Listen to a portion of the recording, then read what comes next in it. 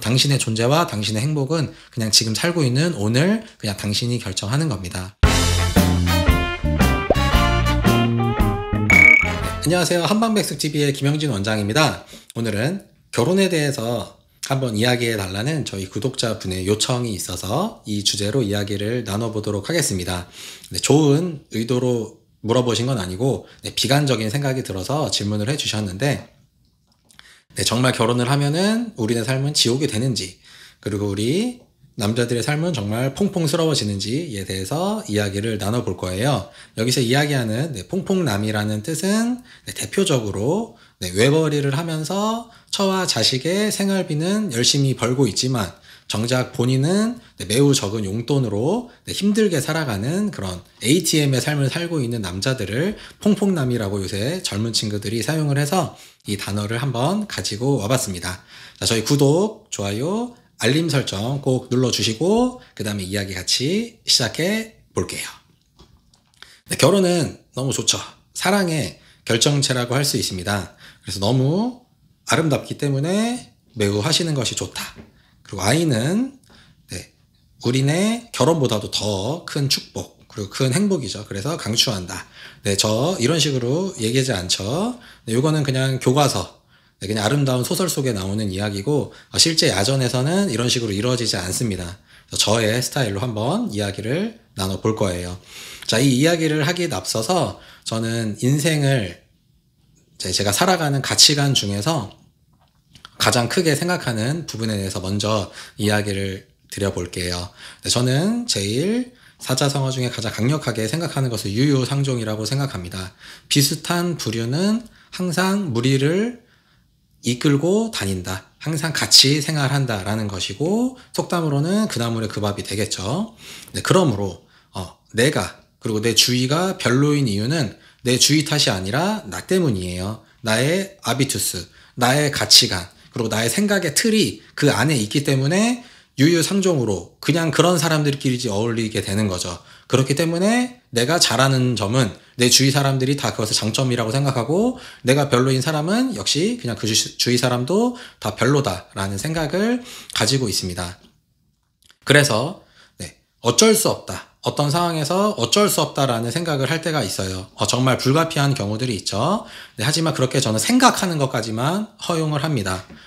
어린 친구들 또는 매우 노약자 분들은 충분히 그러실 수 있죠. 보호가 필요하신 상황이니까. 하지만 우리가 흔히 얘기하는 어른, 요 정도, 대략 이 정도 나이에 포함되시는 분들이 어쩔 수 없다라는 단어를 쓰는 것을 저는 절대 용납하지 않습니다. 우리네 인생은 그렇게 타인에 의해서 결정되지 않는다. 내 인생은 내가 결정해야 된다라는 생각을 가지고 있습니다. 이것이 제가 앞으로 이야기할 결혼에 대한 생각의 가장 근간이라고 생각해 주시면 되세요. 그렇다면 본격적인 이야기를 해보겠습니다.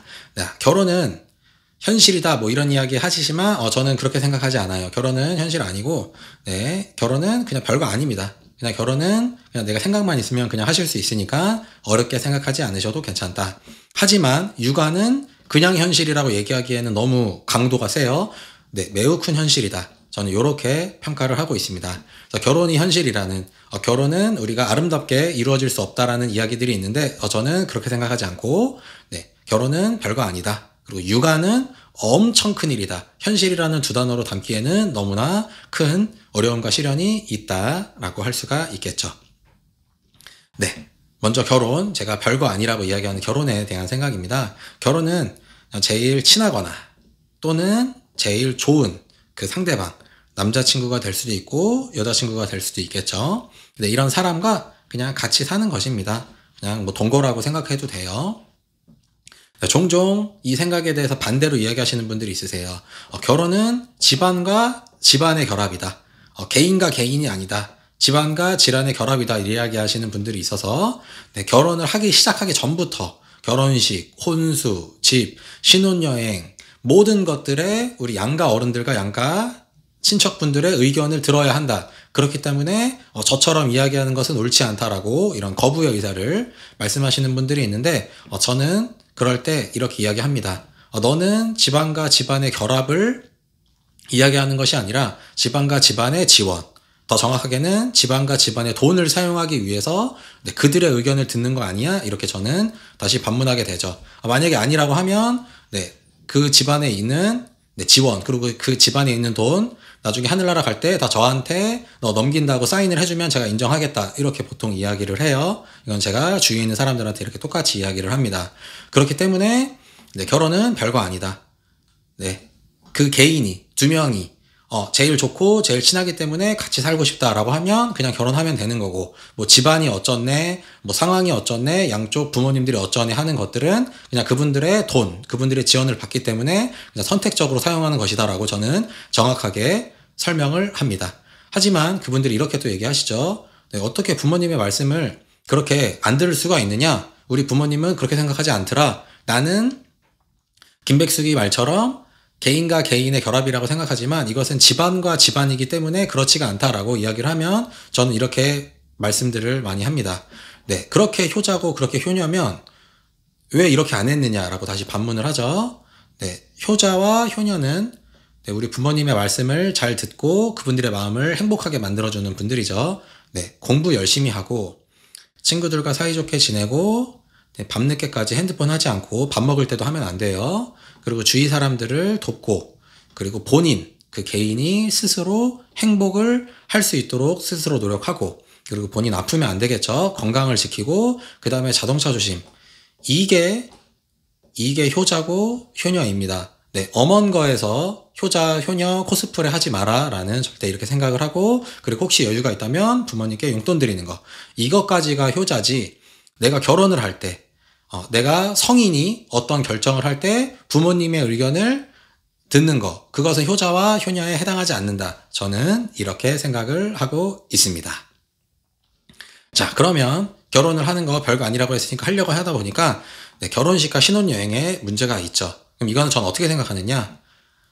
결혼식은 내 주위 사람들에게 그냥 내가 새로 사귀는, 내가 만나는, 내가 제일 좋아한다, 내가 같이 살고 싶다라고 하는 친구를 그냥 소개하고, 그냥 소개만 하면 섭섭하니까 같이 밥 먹는 자리라고 저는 생각하고 있습니다. 근데 재밌는 것은 우리가 일반적으로 여친이나 남친을 친구들에게 소개하면 보통 그 사람이 사죠. 또는 더치페이를 하죠. 하지만 여기서는 밥값을 본인들이 냅니다. 심지어 제가 결혼식을 하면 제 밥값도 그분들이 얼렁뚱땅 엠빵이 돼서 저도 밥을 공짜로 먹어요. 그렇기 때문에 그냥 별거 아니다 라고 하면 되고, 스드메로 대표되는 그런 부차적인 것들이 있죠. 웨딩드레스부터 시작해서 결혼식을 하기 위해서 부차적이라고 우리가 이야기하는 그런 것들, 별거 이렇게 생각하시면 돼요. 내가 제일 좋아하는 친구랑 제일 좋은 옷 입고 제일 멋있게 해서 사진 찍고, 그리고 여행 가는 것, 그냥 오직 이것입니다. 이게 결혼식에도 해당되고 그래서 신혼여행에도 해당돼요. 그래서 스트레스 받을 일이 전혀 없다. 저는 이렇게 생각을 하고 있습니다. 자, 결혼식과 신혼여행으로 대표되는 이것은 인생에 단 한 번뿐이냐? 아닌 경우도 있지만 대부분 한 번뿐이죠. 여기서 이야기하는 것은 횟수가 중요한 게 아니라 그렇게 우리네 인생에 중요하다라고 말씀을 하시는 거죠. 그렇기 때문에 무조건 아내에게 그냥 맞춰야 한다. 남자는 여자가 하는 일에 노하지 않기 때문에 그냥 내가 마음에 안 들더라도 결혼식이 조금 불만이고 그 결혼식 하는 여러 가지 상황들, 그 다음에 뭐 혼수부터 시작해서 양가 부모님들의 그런 관계, 그리고 신혼여행까지, 이런 우리가 처음에 결혼을 시도하게 될 때 우리 사회가 원하고 그리고 우리가 안 할 수 없는 그런 기타 부수적인 것들 때문에 모든 스트레스 받는 것들을 모두 아내에게 맞춰라 라고 이야기를 하죠. 근데 이거 맞는 얘기예요. 의외라는 생각이 드시겠죠. 제가 왜 이것을 맞는다라고 생각하는지가 바로 오늘 제가 드릴 이야기의 가장 핵심입니다. 왜 이것을 아내에게 무조건 맞춰줘야 되느냐? 이것은 그녀가 또는 그 반대가 될 수도 있죠. 남자친구, 신랑이 될 수도 있겠어요. 그 사람이 선택하는 것이 날 불편하게 하지 않을 것이기 때문입니다. 여기서 한번 예를 들어보면은 모든 것을 아내에게 맡겼다라고 한번 해볼게요. 남자에게 선택 권한이 없고 야, 남자가 아내한테 다 맡겨 라고 이야기한다. 이런 경우에 우리 아내가 그럼 그것에 대해서 선택을 하겠죠. 웨딩드레스를 고르고 머리를 어디서 살지 고르고 뭐 혼수 어디서 살지 이런 것들을 많이 고르게 되겠죠. 그래서 하는 선택, 그녀 그리고 또는 그의 선택이 무조건적으로 나를 만족할 수 있게 선택을 하게 되어 있습니다. 왜냐? 왜 이런 일이 일어나냐? 유유상종이기 때문이죠. 네, 이것이 제가 이야기하는 것의 가장 핵심이에요. 네, 저의 아내 또는 저의 남편이 나를 불만족하게 하는 결정을 내릴 일은 존재하지 않습니다. 왜냐? 우리는 비슷한 사람이기 때문이죠. 네, 만약에 불편하다. 혹시라도 이런 일이 일어난다. 그렇다면 대화를 나누시면 돼요. 그냥 그것이 불만이라고 얘기하면 안 되고 그 선택이 나의 감정을 어떻게 불편하게 했는지에 대해서 감정에 대해서 이야기를 나누면 그녀 또는 그의 선택이 다시 나를 안 불편하게 할, 우리가 모두 만족하게 할 것으로 바뀌게 됩니다. 얘기를 해봤는데 안 되는데요. 네, 그렇다면 대화를 너무 조금 나눠봐서 그래요. 또는 대화를 많이 나눠봤는데 그래도 불편한데요 라고 하면은 그것은 상대방의 원인이 있지 않고 나의 아비투스에 문제가 있습니다. 내가 그 정도 상황인 거예요. 나도 비슷한 상황에서, 나도 똑같은 상황에서 상대방을 불편하게 할 선택을 하는 그 상태에 있기 때문에, 그렇기 때문에 상대방도 나에게 똑같이 하는 거예요. 내가 제일 좋고 내가 제일 사랑하고 내가 그래서 가장 오랫동안 함께하고 싶다라는 사람이 나를 불편하게 하는 선택을 한다? 이것에 문제가 있다라는 것입니다. 자, 한번 정리해 볼게요. 네. 내 배우자가 어떤 한 행위, 어떤 일부분이 아니라 전체적으로 마음이 안 든다. 나는 결혼을 하려고 하는데 나에게 엄청난 스트레스를 줘서 너무 별로라는 생각이 든다라면 이것은 어떤 이야기냐? 이 사람이 나의 베프인데 저는 너무 마음에 안 든다는 얘기예요. 네, 이상하죠? 마음에 안 들면서 스스로 베프라고 이야기하는 것이에요. 이것에 제가 오늘 이야기하고 싶은 핵심이 있습니다. 네, 유유상종이에요. 저는 비슷한 사람만 만나게 됩니다. 나의 상대방이 나를 힘들게 한다. 이런 거 존재하지 않아요. 왜냐? 그렇다는 얘기는 이미 나도 상대방을 똑같이 힘들게 하고 있기 때문이란 얘기입니다. 네, 나의 아비투스를 교정을 해야 되는 거예요. 네, 그러면 결혼은 이야기는 이 정도로 이야기를 한번 1차적으로 해보고, 자, 그렇다면 제가 이 독립사건이라고 이야기했던 육아는 정말 장난 아닙니다. 육아가 왜 장난이 아니냐면, 네, 엄청난 경제적이고 그리고 업무적인 압박이 있어요. 자, 우리가 결혼을 하게 되면은 그 전에 혼자 살게 되면, 네, 경제 인원은 한 명이죠. 나 혼자, 네, 먹고 살죠. 네, 그러면 나의 1인분의 생활비가 들게 됩니다. 자, 결혼을 하게 되죠. 그러면 경제 인원이 대부분 2명이 되죠. 요새 대부분 맞벌이를 하시게 되죠. 그렇다면 둘이 같이 있기 때문에 생활비가 조금 줄어들게 돼요. 그래서 우리의 총 생활비는 1에서 1.5가 되지만, 네, 경제 인원이 2명이기 때문에 오히려 생활이 조금 더 편안해질 수가 있게 됩니다. 자, 하지만 육아가 들어가게 되면 이때부터 시작이죠. 네, 경제 인원은 1명으로 주게 돼요. 대부분 아빠가 하게 되겠죠. 그리고 생활비는 원래 들던 0.7에서 그리고 그 1명이 추가가 됐는데 0.7이 추가가 되는 것이 아니라 한 1.5에서 2 정도가 추가된다고 생각하시면 되세요. 그리고 경제적인 거 말고 업무적인 거는, 네, 우리가 출근을 하죠. 그러면 회사에서 일을 하고 귀가를 하면 쉬어야 되는데 귀가를 하면 또 집에서 또 일을 한다. 이런 것이 육아의 가장 큰 핵심입니다. 정말 엄청난 일이에요.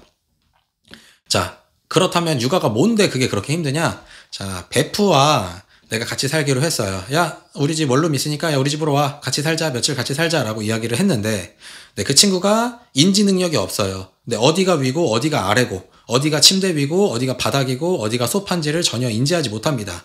그리고 밥을 혼자 못 먹어요. 근데 똥오줌도 못 가립니다. 그리고 그 친구가 심지어 원래 말을 하는 줄 알았는데 나와 같이 살게 되는 순간 말을 못 하죠. 그리고 모든 표현을 그냥 말을 안 하면 좋은데, 네, 모든 것을 울음으로 표현합니다. 네, 정말 이런 총체적 난국이죠. 네, 근데 이런 상황에서 그 친구의 생활비, 그 친구의 삶을 내가 20년 동안, 네, 벌어줘서 책임져야 한다. 이런 상황이라고 우리 아직 육아를 하지 않는 분들은 대충 요 정도 비유라고 하면은 조금 약하게 비유가 됐다. 실제는 이거보다 더 힘드니까, 네, 약하게 비유가 됐다라고 생각을 하면, 이래서 경제적으로 그리고 업무적으로 엄청난 압박이 올 수밖에 없구나라고 생각을 해주시면 되겠죠. 왜냐하면 육아는 그냥 같이 사는 게 아니에요. 결혼은 그냥 같이 사는 거죠. 네, 육아는 보호자가 되는 것이기 때문입니다. 나를 먼저 지켜야 하죠. 어른은 내 스스로를 지킬 수 있어야 되기 때문에 내가 먼저 어른이 돼야 되고, 그리고 말도 못하고 밥도 못 먹고 똥오줌도 못 가리는 남을 거기에 추가적으로 지킬 준비가 되었는가를 한번 우리가 돌아볼 필요가 있다. 그래야 육아를 무탈하게, 힘들지만 그나마 그래야 무탈하게 넘길 수 있다라고 할 수가 있겠어요. 그래서 제가 우리 어린 친구들에게, 네, 결혼은 그냥 적당히 하면 되지만, 네, 육아는 철저하게 준비를 해줬으면 좋겠다라고 이야기를 해서, 우리 아내분 또는 신랑과 가족 계획에 대해서 또 철저하게 서로 같이 충분한 의논을 했으면 한다. 그리고 그에 따라서 피임을 아주 명확하게 해야 해요. 우리나라 아직도 이것에 대해서 이야기하는 것이 터부시 되기 때문에 매우 매우 중요하지만 잘 얘기하지 않는 경우들이 있죠. 이거 인생에서 매우 중요한 부분입니다. 그리고 추가적으로 경제적으로 그리고 업무적으로 우리가 계획을 짜고 그리고 그에 따라서 준비를 해야 되겠죠. 그래서 준비 없는 임신을 하게 돼서 이래서 육아로 진행이 된다면은 내가 진짜 편하게 살았구나를 정말 가슴 깊이 뼈저리게 절감할 수 있으세요. 그렇기 때문에 철저하게 준비를 하자. 배우자 간에 충분하게 합의를 통해서 충분한 준비가 됐을 때 마음의 준비 그리고 경제적인 준비가 됐을 때 육아를 했으면 한다라는 것이 저에 대한 생각입니다. 자, 육아는 그렇다면 그렇게 고통스러운 거냐? 그 반대되는 급부가 있겠죠. 자, 인간은 후회하는 동물입니다. 그래서 우리가 항상 타임머신을 타기를 희망을 하죠. 내가 그때로 돌아갔다면 참 아쉽다. 그때로 돌아간다면 좋은 선택을 할 텐데. 자, 이것을 우리 본능적으로 하고 싶은 이런 욕구가 있죠. 이것을 실제로 그냥 할 수가 있어요. 이 어린 친구에게 내가 아쉬웠던 부분, 그리고 내가 좋았던 부분을 계속 좋을 수 있도록 도울 수 있고, 그리고 내가 너무 후회가 되거나 하지 않았으면 된다. 뼈저하게 후회하는 부분들을 우리 새로운 이 친구는 다시 경험하지 않도록 내가 도와줄 수가 있죠. 이것에 대한 행복이 정말 어마무시합니다. 이런 기쁨이 또 있고, 그것과 별개로 그냥 보기만 해도 좋은 부분이 아주 굉장히 많이 있어요. 아빠들보다는 엄마들이 보통 이것에 대해서 더 크게 말씀을 많이 해주세요. 그래서 본능적인 행복, 그냥 아이가 그냥 울고 있든 잠을 자든 그냥 땡깡을 부리던 그냥 그 아이 자체, 그 존재만으로도 우리에게 큰 기쁨을 줍니다. 큰 행복을 줘요. 그렇기 때문에 매우 큰 어려움이 있지만 그럼에도 불구하고 큰 또 기쁨이 있다라고 말씀을 드릴 수가 있겠네요. 제가 이렇게 앞에서 설명드렸던 것처럼 저는 영상에서 뿐만 아니라 실제 야전에서도 그냥 이렇게 이야기를 해요. 저희 동생들에게. 자, 그러면 우리 저항하는 동생들이 있죠.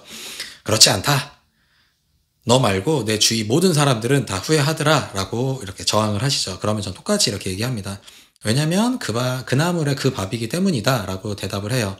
너의 아비투스가 너의 선택, 너의 인생을 오직 후회로 가지고 있기 때문에 그래서 너 주위도 그 아비투스, 그 부류에 있기 때문에 똑같이 이야기하는 거다. 너와 그냥 똑같이 이야기하는 것이다 라고 이야기를 합니다.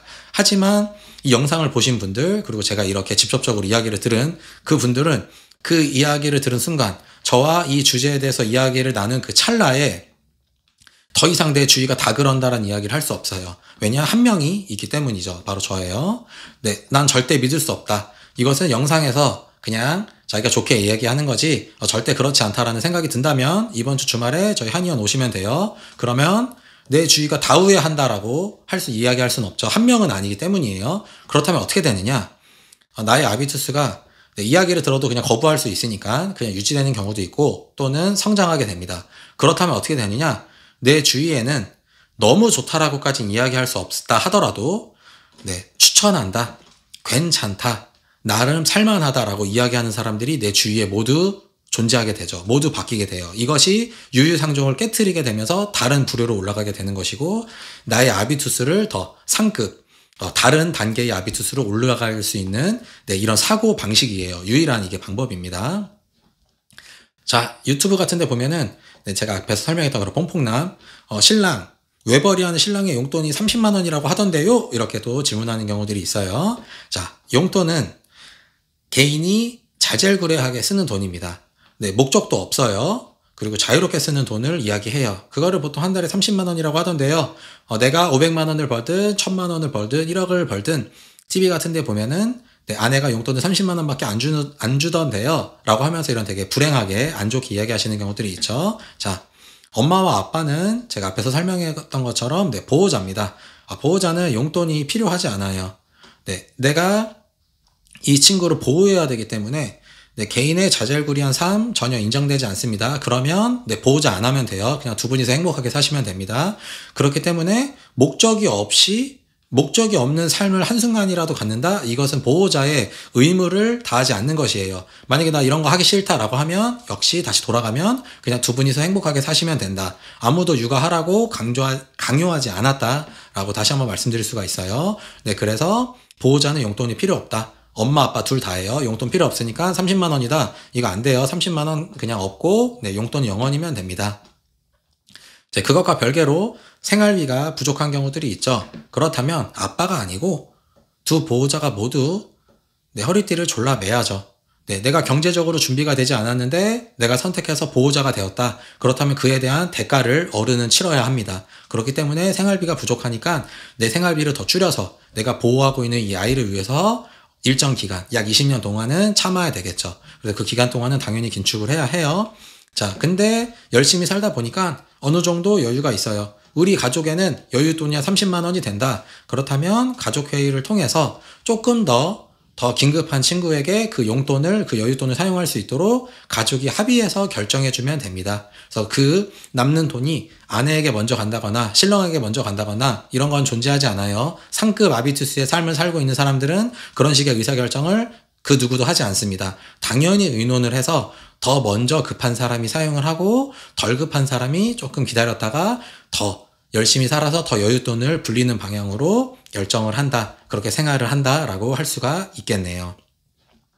자, 외벌이를 해서 열심히 퐁퐁으로 살다 보면은 나중에 재산 분할을 할 때 어떻게 되나요? 뭐 이혼을 걱정하시는 분들이 있어요. 왜냐면 뭐 TV나 유튜브 같은 데서 이런 이야기를 많이 하니까 걱정이 되는 마음에 이런 질문을 하시는 경우들이 있죠. 네. 한쪽에 압도적인 육아라든지 아니면 압도적인 외벌이 때문에 그 누군가가 압도적으로 희생을 했다라고 하더라도 네, 50대 50 부부는 동등하기 때문에 50대 50으로 판가름을 하는 경우들이 있죠. 네, 이거 지금 없어요. 이거 19세기 얘기예요. 이런 일 지금 21세기에는 일어나지 않고 네, 결혼했을 때 서로 최초 누가 더 준비를 많이 했는가, 그리고 지금 현재 그 기간 동안에 형성하는 과정에서 누가 더 많이 기여했는지를 우리 판사님이 100% 정확할 수는 없겠지만 상당히 우리가 납득할 수 있는 수준까지 맞춰주십니다. 우리나라 법 체계가 그렇게 호락호락하지 않아요.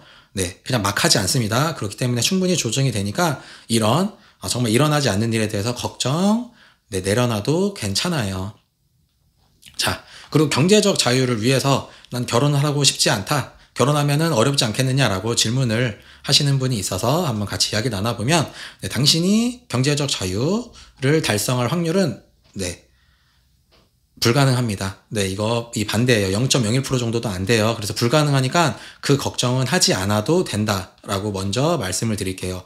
그럼에도 불구하고 나는 경제적 자유를 도전하고 있다라고 이야기한다면 실제로는 앞에서 설명드렸던 것처럼 딩크족이 더 낫습니다. 내가 혼자서 한 명의 생활비를 쓰는 것보다 두 명이 0.7의 생활비를 써서 엠빵 하는 것이 더 경제적 자유에 더 가깝게 달성하는데 그나마 조금 더 확률이 높다라고 할 수가 있어요. 그렇기 때문에 이 이야기의 핵심은 경제적인 부담이 너무 돼서 결혼을 피하지는 않아도 괜찮다.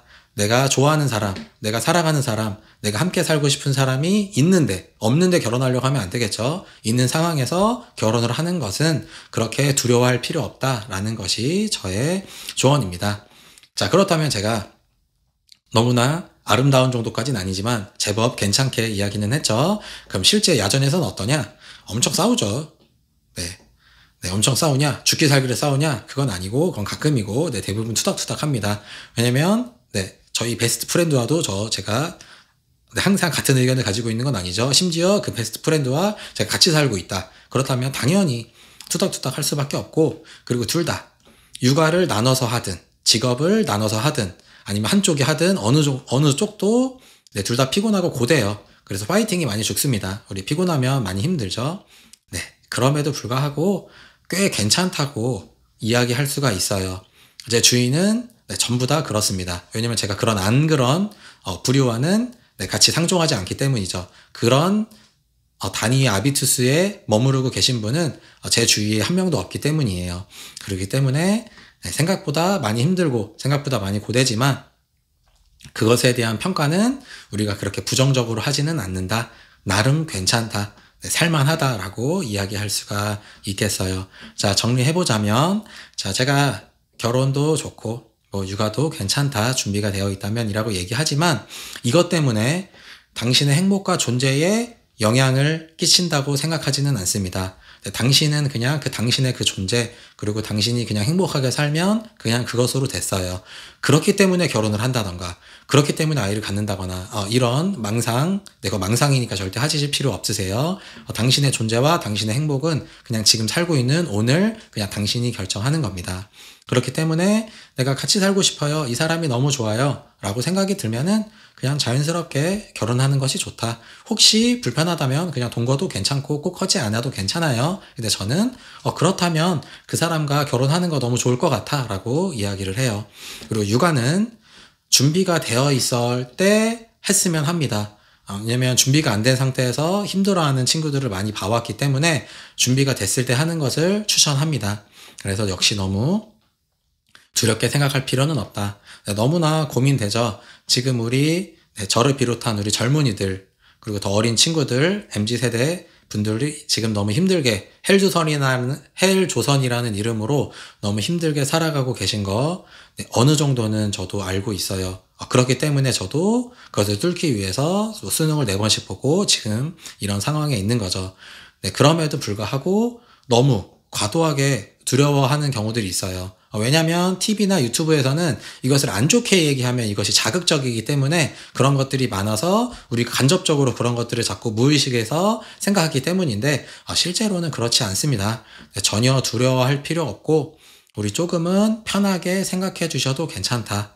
그냥 우리 좋게 살아도 괜찮다. 그렇게 인생 뻑뻑한 부분들 있지만 그럼에도 불구하고 나름 살만하다라는 이야기로 이 주제 때문에 힘들어하고 우리 생각하면 너무 불편하죠. 내 미래의 일이니까 그렇게 생각하셨던 우리 구독자 한 분이 조금은 마음이 편해지셨기를 바라면서 오늘 영상은 마치도록 하겠습니다.